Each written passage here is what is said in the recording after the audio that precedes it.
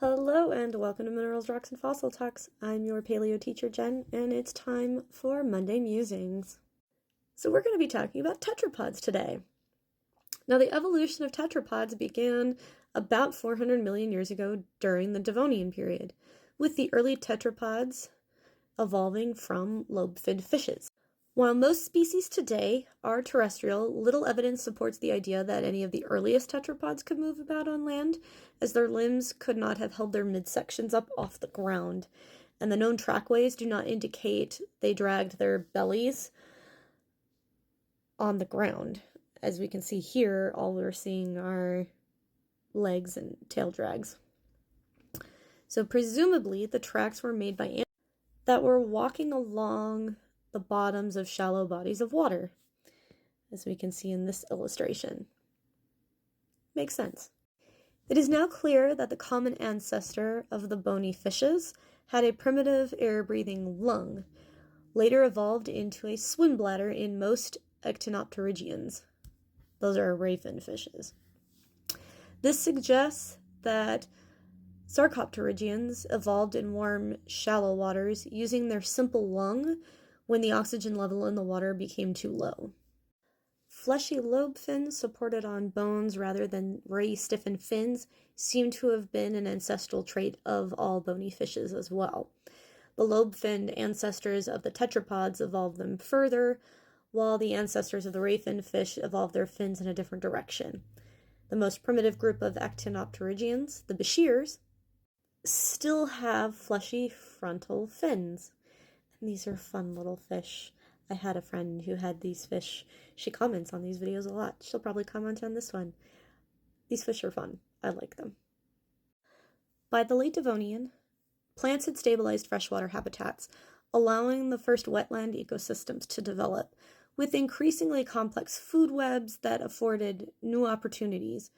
Swamps, marshes, coastal lagoons, brackish estuaries, and more had started to develop, but tetrapods didn't start inhabiting freshwater right away. Early fossil tetrapods have been found in marine sediments, and because fossils of primitive tetrapods in general are found scattered all around the world, they must have spread by following the coastlines. They couldn't have lived in freshwater only if they were going to be that far spread.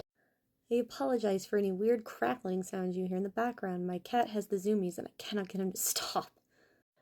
The stem tetrapods are a cladistically defined group consisting of all animals more closely related to extant four-legged vertebrates than to their closest extant relative, the lungfish, but excluding the crown group of Tetrapoda, which you just saw.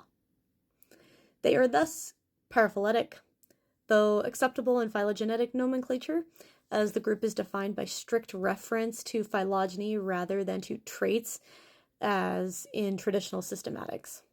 Thus, some finned sarcopterygians are considered to be stem tetrapods. So, let's look at these stem tetrapods. The stem tetrapods encompass three distinct grades successively closer to the crown group of Tetrapoda. Osteolepiforms, a group of lobe-finned fishes that includes the families Tristicopteridae, like Eusthenopteron here, Canowindridae, like Canowindra here, Megalichthiidae, like Megalichthes, and Osteolepidae, which includes Elpistostegalia, or the fishopods, which were genera including Panderichthes and Tiktaalik, which I did a video on last Friday, so if you haven't seen that yet, go check it out. Then we have Ichthyostegalia, the primarily aquatic primitive labyrinthodonts, such as Acanthostega, Ichthyostega, Tularpaton, and probably Loxomatids. Well, thanks for coming to the lesson today and learning about some early tetrapods and stem tetrapods. And make sure that you tune in tomorrow for some fun trivia. Fossilized later.